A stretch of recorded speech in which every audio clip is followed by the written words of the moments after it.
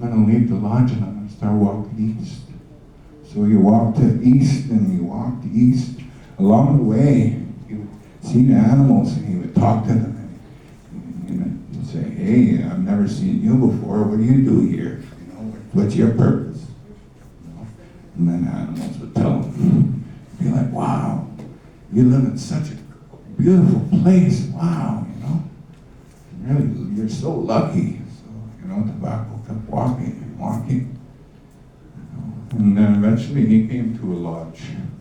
Now, this wasn't the firekeeper in the east, his grandfather, but it was a doorkeeper. And the doorkeeper was sitting beside a fire, and in front of him was tobacco. So he gave him all the tobacco teachings. But more importantly, he said, this is tobacco. It always comes first. Anything we do, whether we go into ceremony, whether we want to walk with somebody and make a commitment with them, it always comes first. Before we do anything, we always offer tobacco. We always smoke it first. So he gave him all the other teachings. And when I talk about this commitment, when I introduce myself in the language, one of the things I say is, Kwa doi sema, I walk with the bear.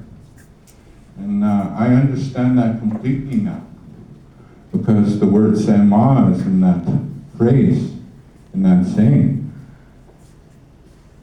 And when I was trying to break down that whole thing, I realized that, I walk with the bear because my wife is Bear Clan. And my commitment is within that word, sema, to walk with her. And that's why we say that. That's my commitment to walk with her in life. So, Tobacco was so excited, he went back to his mom and dad's lodge, Morning Star in Anabush, and his three brothers. He was so excited to go tell them what he learned. So he walked back home.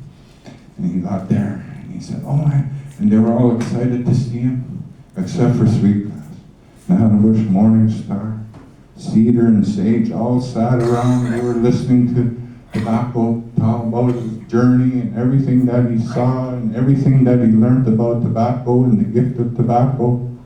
And they all praised him after. They were all so happy. Oh, way to go, Tobacco. We're so happy you gave us this gift. But the only one that wasn't so happy was Sweetgrass. He was laying in the corner of the lodge looking, pretending not to listen. But he was, Cedar got up and said, oh, wow, this is so exciting. I'm going to take off too. I'm going to go get some teachings. So Cedar ran. He went south. Same thing. Talked to all the animals he never saw before. Asked them about how they lived and told them that they were so lucky to live where they are, and to be who they are. Then he ran into another doorkeeper in the south, and the doorkeeper had Cedar in front of him. And then he gave him all the teachings on Cedar. He told him Cedar will protect your prayers. Cedar will cleanse the negativity out of you. Cedar will help us when we are born. It will help us through that journey to the western doorway.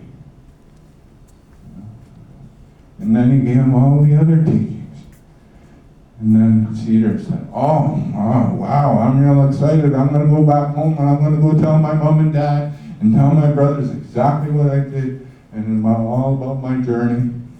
And that's what he did. He went back home, and again, they were all excited to hear. Oh, except for Sweetgrass. He sat in the corner there, head down, not praising his brother for his journey and his gift. Well, Sage got up and he said, wow, it's my turn. So he got up and he walked west. He walked and he walked and he walked and he walked until he got to the doorkeeper there in the west. And then in front of him, he had this smudge bowl and was burning smoke, and it smelled so good. And Sage says, what is this? He says, this is sage. This is another medicine that we use to cleanse our thoughts, to cleanse us. It's what we use, and we call it the woman's medicine because it has seeds. as soon as you plant it, it'll flourish on its own. It'll continue to grow and multiply all by itself. No work necessary. Sage was so excited. Ran back home, told him all about his journey, told him all about the medicine, and again they were so thankful for the gift that Sage brought back to them. They praised him. Thank the Sage. It's so awesome. So Sweetgrass finally got up after hearing his brother Sage tell about his journey, and he just stormed out of the lodge. Stormed out. And he was so envious of his brothers. He was envious. He was mad.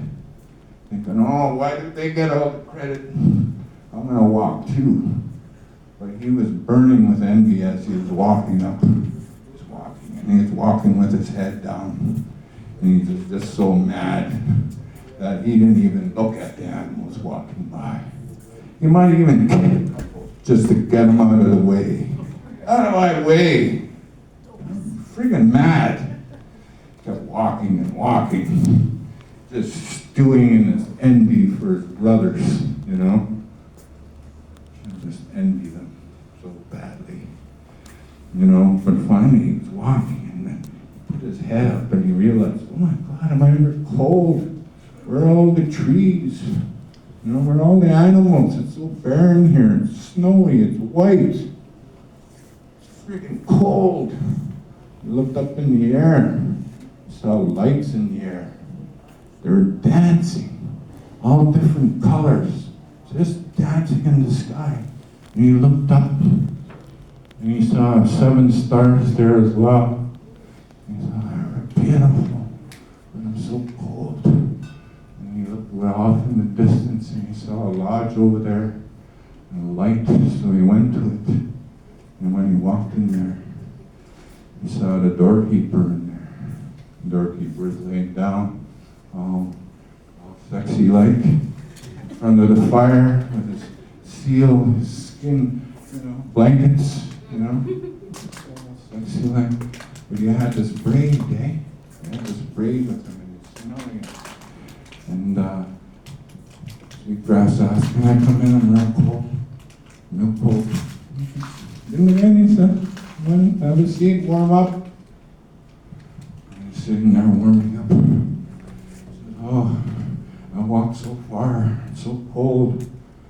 Oh, and that doorkeeper looked at him and said, oh, okay.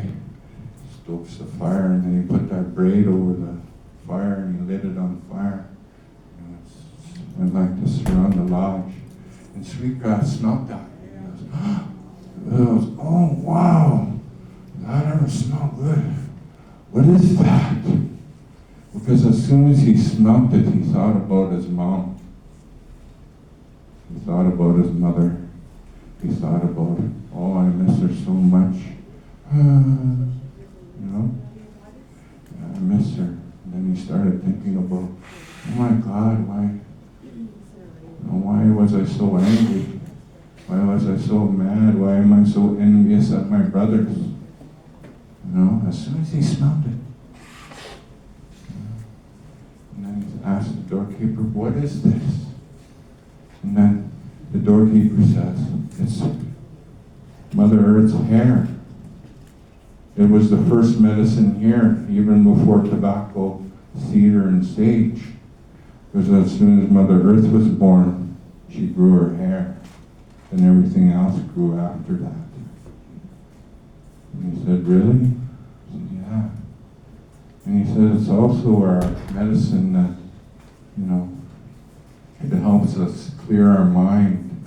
It helps us clear our heart. You know? So it helps us, you know, see things better, and not from a lens of anger, envy, you know, sadness.